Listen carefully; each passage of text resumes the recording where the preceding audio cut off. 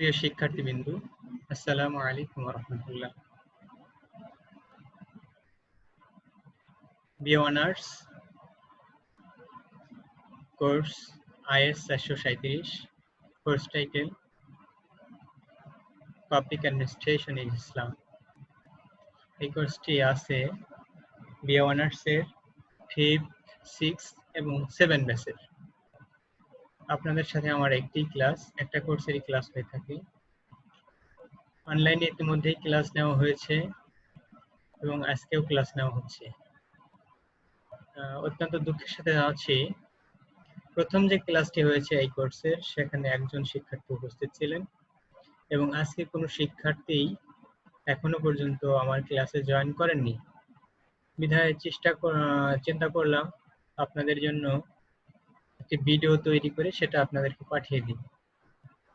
Video দেখলে মনোযোগ সহকারে দেখবেন, দেখলে আপনারা IS 437 পাবলিক অ্যাডমিনিস্ট্রেশন ইন ইসলাম এ সম্পর্কে একটি সাজেশন পাবেন, যে সাজেশনের মাধ্যমে আপনারা অনলাইন যে পরীক্ষা হবে গুগল ক্লাসরুমের মাধ্যমে সেই পরীক্ষায় উপকৃত হবেন ইনশাআল্লাহ।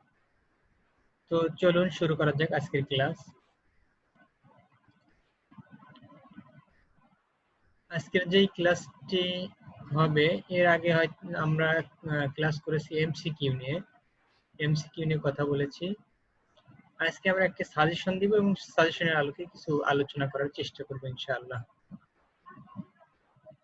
এখানে দেখেন সাজেশন যেটি প্রথম একটা প্রশ্ন রয়েছে, সেটা হচ্ছে ডিফাইন পাবলিক অ্যাডমিনিস্ট্রেশন, অর্থাৎ পাবলিক অ্যাডমিনিস্ট্রেশন কি সেটা সংজ্ঞা দিতে হবে, অর্থাৎ পাবলিক অ্যাডমিনিস্ট্রেশন কাকে বলে, and describe characteristics of a Muslim administrator।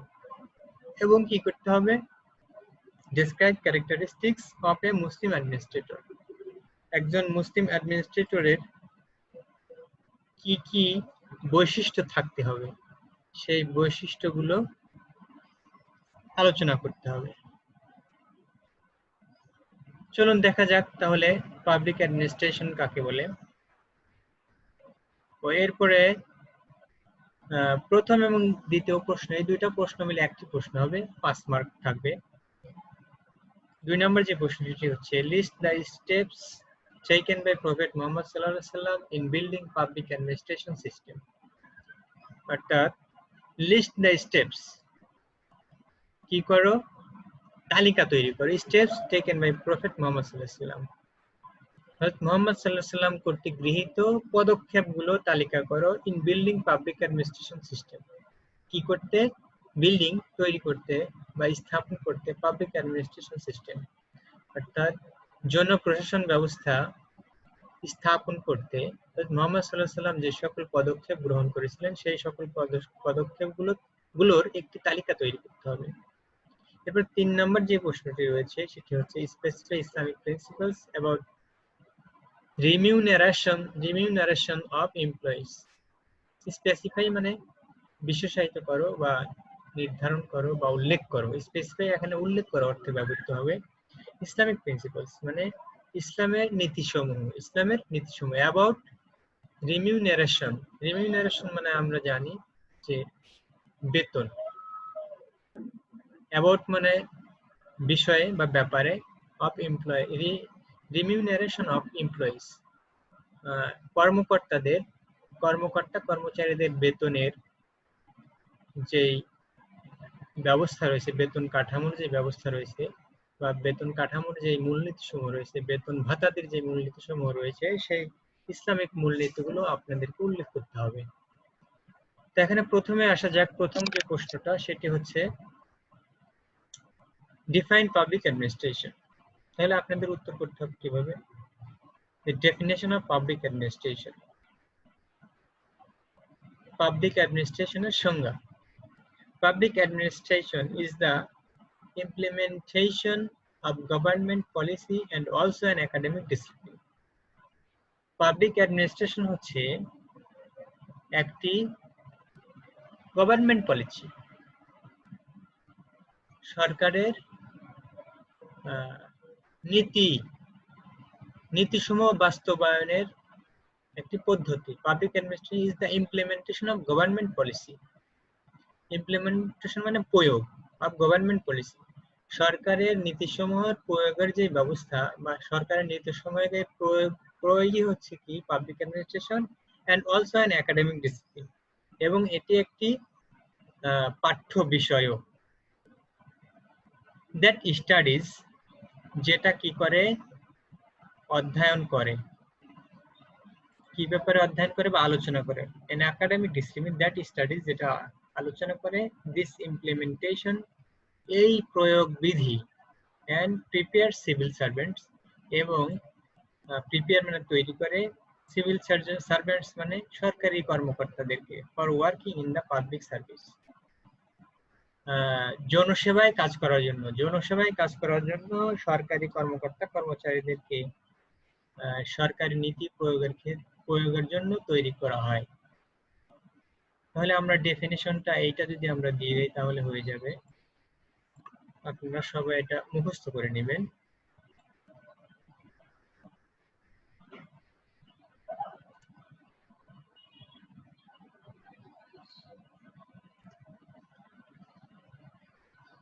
এটা হচ্ছে ডেফিনিশন। এরপরে আমরা যেটা আসি সেটা হচ্ছে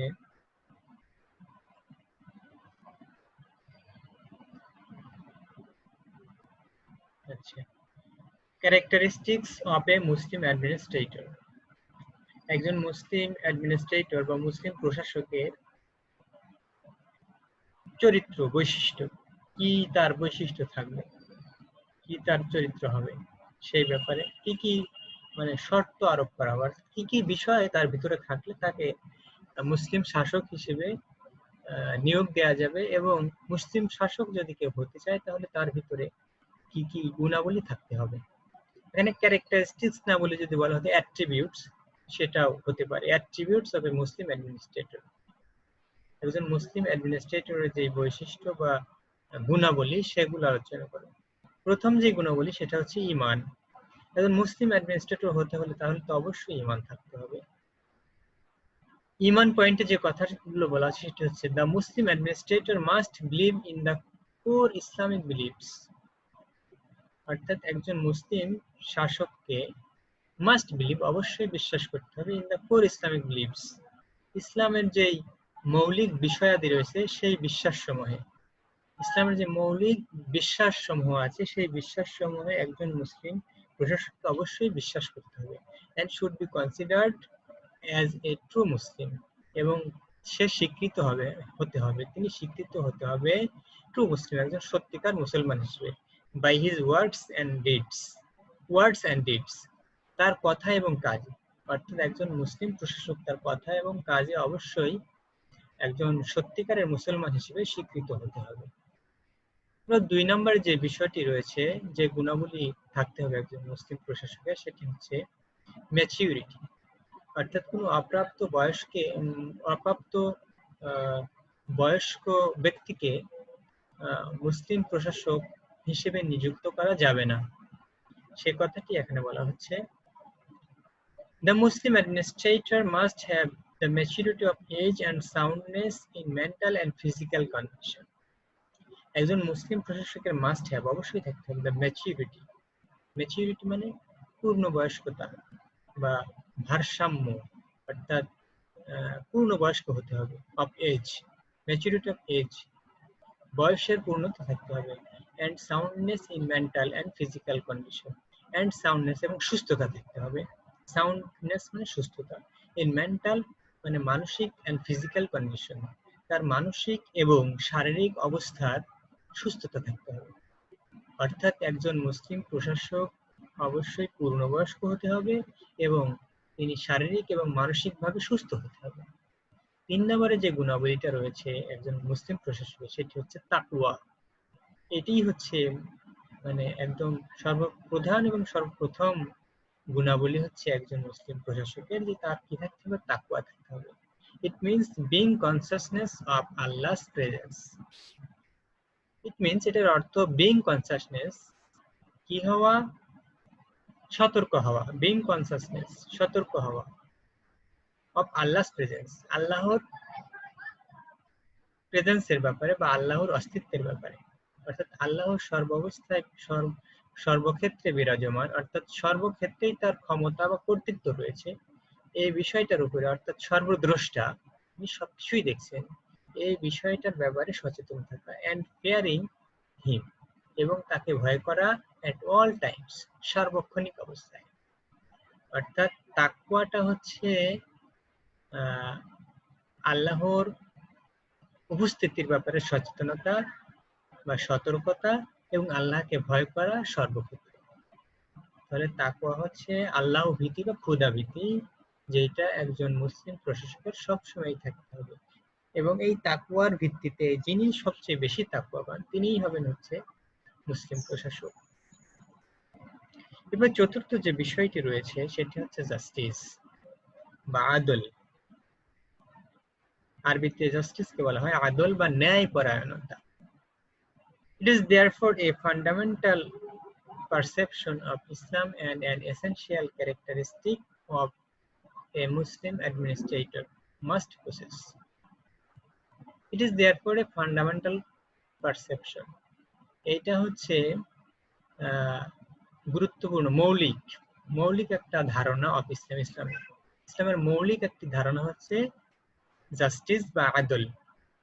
আল্লাহ তাআলা কোরআনে বলেছেন, ইন্নাল্লাহা ইয়ামুরু বিল আদলি ওয়াল ইহসান, নিশ্চয়ই আল্লাহ তাআলা তোমাদেরকে ন্যায়পরায়ণতা এবং সহমর্মিতার ব্যাপারে আদেশ দিচ্ছেন। ইন্নাল্লাহা ইয়ামুরুকুম বিল আদলি ওয়াল ইহসান। তাহলে জাস্টিস বা আদল এটি হচ্ছে ইসলামের একটি মৌলিক ধারণা, an essential characteristics, এবং একটি গুরুত্বপূর্ণ বৈশিষ্ট্য a Muslim administrator must possess. একজন মুসলিম শাসকের যেটা অবশ্যই থাকতে হবে, মাস্ট প্রসেস মানে একটা মুসলিম প্রশাসক অবশ্যই থাকতে হবে। এরপরে 5 নম্বর যে বিষয়টি রয়েছে, যে গুণাবলীটা রয়েছে, ট্রাস্ট অর ট্রাস্টশিপ, অর্থাৎ আমানা, অর্থাৎ আমানতদারিতা, বিশ্বস্ততা, বিশ্বস্ততাই বলা যেতে পারে, বিশ্বস্ততা। In an important concept of Islamic Muslim administration, অর্থাৎ এই ট্রাস্টিস বা আমানা বা বিশ্বস্ততা, এটি হচ্ছে an important concept, একটি গুরুত্বপূর্ণ, অত্যন্ত গুরুত্বপূর্ণ ধারণা of Islamic Muslim administration, ইসলামী মুসলিম প্রশাসনের একটি গুরুত্বপূর্ণ ধারণা হচ্ছে ট্রাস্ট অর ট্রাস্টিশিপ, অর্থাৎ আমানত। অর্থাৎ বিশ্বস্ততা যদি কারোর ভিতরে না থাকে তাহলে সে অবশ্যই একজন মুসলিম প্রশাসক হতে পারে না। একজন মুসলিম প্রশাসক হতে হলে তার ভিতরে অবশ্যই আমানতদারিতার যে গুণাবলী সেটা থাকতে হবে। 6 নম্বর যে বিষয়টি সেটি হচ্ছে dependence on Allah. Dependence on Allah, আল্লাহর উপর কি ভরসা, যেটাকে আরবিতে বলা হয় তাওয়াক্কাল বা তাওয়াক্কাল আলাল্লাহ, অর্থাৎ কি করবে, তারা আল্লাহর উপর ভরসা করবে। This verse means complete surrender to Allah. এই কথাটার অর্থ হচ্ছে যে তার যে কোনো অবস্থা তার উপরে ছেড়ে দিবে, আল্লাহর উপরে ছেড়ে দিবে। এই ভার্স মানে পূর্ণ, বা এই বৈশিষ্ট্য বা এই গুণের অর্থ, দিস ভার্স মিন্স, এই গুণের অর্থ হচ্ছে বা এই পূর্ণময় কর্মের অর্থ হচ্ছে কমপ্লিট সারেন্ডার টু আল্লাহ, সম্পূর্ণভাবে আল্লাহর উপর কি করা, আল্লাহর উপর নির্ভর করা, সারেন্ডার করা, নিজেকে সমর্পণ করা। তাহলে যে কোনো অবস্থায়, বিপদে আপদে মুসিবতে এবং আনন্দে উল্লাসে সর্বক্ষেত্রে আল্লাহর উপর ভরসা করার নামই হচ্ছে কি তাওয়াক্কুল বা ডিপেন্ডেন্স অন আল্লাহ। তো 7 নম্বর যে বিষয়টি রয়েছে কনসালটেশন আর মুশাওয়ারা। কনসালটেশন মানে কি, পরামর্শ করা, মুশাওয়ারা মানে পরামর্শ করা। অর্থাৎ মুসলমানরা যে কোনো কাজই করবে, যখনই করবে না কেন, এবং একজন প্রশাসক যখনই যে কোনো সিদ্ধান্ত নেবে না কেন, সে একা একা নেবে না, বরং কি করবে, তার যে সভাসদবর্গ থাকবে বা তার অধীনস্থ যে কর্মচারী বা কর্মকর্তা থাকবে বা তার সমপর্যায়ে যে কর্মকর্তাগণ থাকবে বা উচ্চ পদস্থ যে তার উপরে থাকবে, তাদের সাথে পরামর্শ করে অবশ্যই কাজ করবে। কেননা কুরআনে এইভাবেই বলা হয়েছে, আমরুহুম শুরা বাইনাহুম, অর্থাৎ তাদের কর্ম সম্পাদন করে তারা আলোচনার মাধ্যমে এবং পরস্পর আলোচনা করার মাধ্যমে, পরস্পর মত বিনিময় করার মাধ্যমে।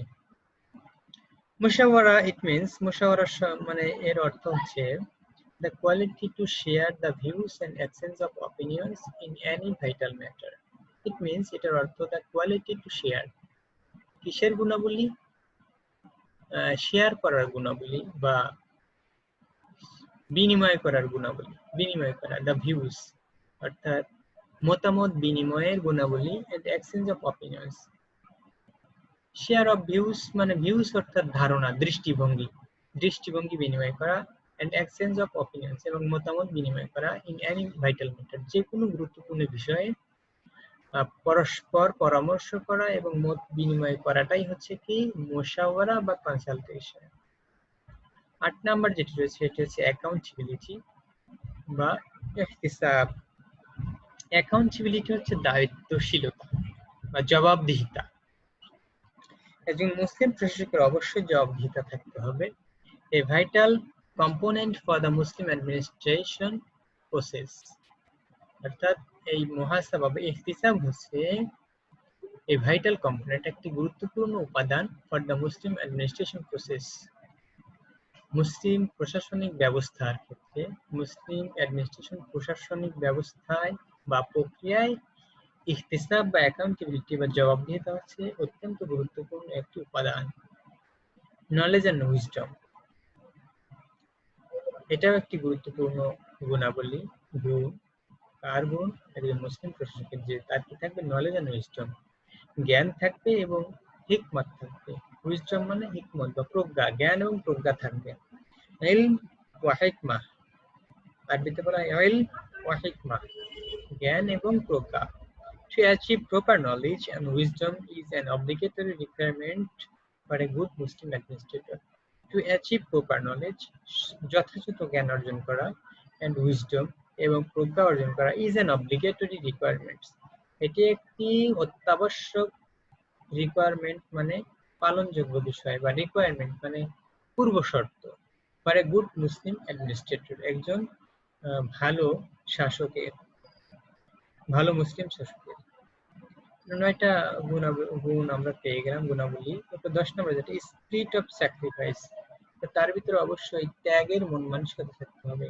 ইট is another noble virtue that makes a Muslim administrator popular and flourishing, যেটা it is a another noble virtue, এটা অন্য একটি আদর্শ গুণ that makes a Muslim administrator, যেটা একজন মুসলিম শাসককে, প্রশাসককে তৈরি করে পপুলার মানে কি জনপ্রিয়, এন্ড ফ্লোরিশিং এবং সমৃদ্ধ করে।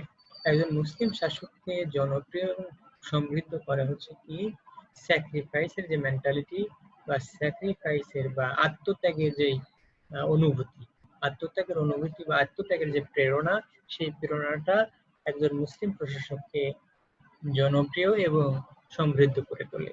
11 নম্বর যে গুণটা রয়েছে সেটা হচ্ছে পেশেন্ট এন্ড টলারেন্স, আরবিতে বলা হয় সবর।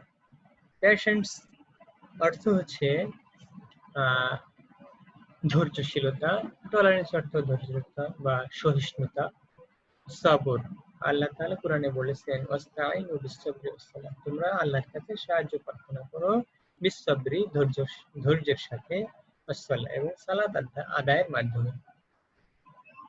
তাহলে এই পয়েন্টে আমরা বলতে পারি this is also an essential quality for a Muslim administrator, এটা অন্যতম গুরুত্বপূর্ণ একটি গুণ একজন মুসলিম প্রশাসকের।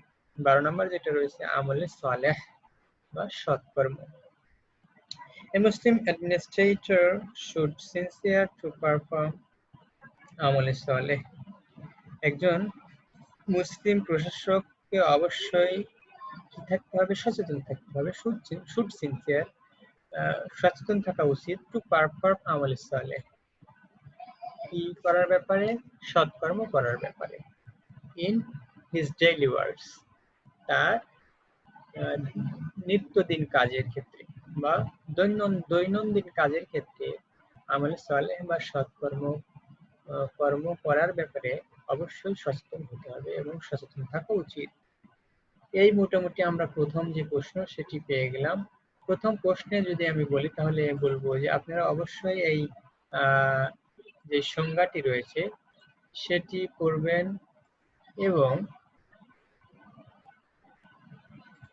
আপনাদের কারো কাছে যদি খুবই কঠিন মনে হয় সেক্ষেত্রে আপনি যেটি করতে পারেন সেটা হচ্ছে এই 12টা যে পয়েন্ট রয়েছে এই পয়েন্টগুলো যদি আপনি লিখতে পারেন, ঈমান, ম্যাচুরিটি, তাকওয়া, justice, trust or trusteeship, dependence on Allah, consultation, accountability, knowledge and wisdom, spirit of sacrifice, patience and tolerance, আমলে সালেহ।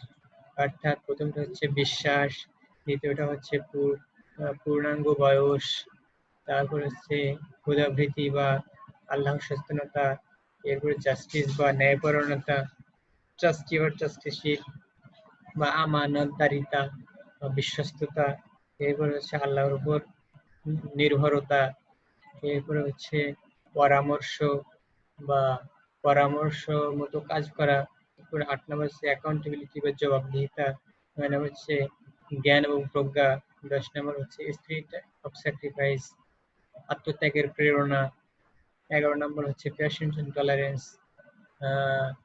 ধৈর্য এবং সহিষ্ণুতা, 12 নম্বর হচ্ছে আমালে সালেহ বা সৎকর্ম। অর্থাৎ এই 12টি গুণাবলী অবশ্যই একজন মুসলিম প্রশাসকের ভিতরে থাকতে হবে। এছাড়াও আরো অনেক গুণাবলী রয়েছে, তবে এইগুলো হচ্ছে মানে ইম্পর্টেন্ট বা এইগুলো হচ্ছে মানে ফান্ডামেন্টাল মৌলিক বিষয়, এগুলো থাকতেই হবে তার ভিতরে। তো এই মোটামুটি আজকের যে ক্লাসটা আমরা করলাম, ক্লাস যেটা নিচ্ছি আমি, যে ভিডিওটা তৈরি করলাম সেই ভিডিওর ভিতরে আপনারা দেখলেন বেশ একটা ভালো মোটামুটি এইটুকু আটটুকু যদি আপনারা একটু লিখতে পারেন সংজ্ঞাটা এবং বিশেষ করে পয়েন্টগুলো, তাহলে আপনারা 5 মার্ক পেয়ে যাবেন। এবং এটি খুব কঠিন হওয়ার কথা নয়। আপনি যদি হাত ধরে গুনে গুনে মুখস্থ করেন তাহলে একদম ইজি মনে হবে। ঈমান, পূর্ণবয়স্ক, ক্ষুধাবৃত্তি বা তাকওয়া, justice, trust or trusteeship, dependence on Allah, consultation, accountability, knowledge and wisdom, patience and tolerance, spirit of sacrifice, আমলে সালেহ। সুন্দরভাবে আপনারা চাইলে মুখস্থ করতে পারবেন ইনশাআল্লাহ। তো এই মোটামুটি আজকের ক্লাস। এখানে আমি এই শীটটা গুগল ক্লাসরুমে আপলোড করে রাখবো, আপনারা ওখান থেকে দেখে নেবেন। আমরা প্রথম ক্লাসে যেই বিষয়টা আলোচনা করেছিলাম সেটি হচ্ছে এমসিকিউ নিয়ে। এরপরে আজকের ক্লাসে আমরা পড়লাম একটি প্রশ্ন এবং আর 2টি বা 3টে প্রশ্ন যদি আমরা পড়ি তাহলে আমরা মোটামুটি মিড টার্মে অংশগ্রহণ করে ভালো একটা ফলাফল করতে পারবো ইনশাআল্লাহ। তো আজকের মতো এই পর্যন্তই থাকছে। আল্লাহ তাআলা আমাদেরকে তৌফিক দান করুন ভালোভাবে মুখস্থ করার জন্য। তো আপনারা সবাই জেনে থাকবেন যে অনলাইনে কিন্তু পরীক্ষা হবে, তো সবাইকে অবশ্যই একটা ইমেইল অ্যাড্রেস থাকতে হবে, যদি না থাকে তাহলে খুলে নেবেন ইমেইল অ্যাড্রেস, এবং এটা খোলা খুব বেশি কঠিন বিষয় নয়। আর গুগল ক্লাসরুম নামে একটা অ্যাপ আছে প্লে স্টোরে, যারা অ্যান্ড্রয়েড ফোন ব্যবহার করেন তাদের ক্ষেত্রে, সেখান থেকে আপনারা ডাউনলোড দিয়ে নিতে পারবেন। আর যারা কম্পিউটার ব্যবহার করেন তারা তো সরাসরি ইমেইল অ্যাড্রেস দিয়ে যদি আপনি কোনো ব্রাউজারে লগ ইন করেন ইমেইল অ্যাড্রেসে, তাহলে সেখান থেকে আপনারা পেয়ে যাবেন ইনশাআল্লাহ। তো আজ পর্যন্ত এটুকুই। ওয়া মা তাওফিক ইল্লা বিল্লাহ। আসসালামু আলাইকুম ওয়া রাহমাতুল্লাহি ওয়া বারাকাতুহু।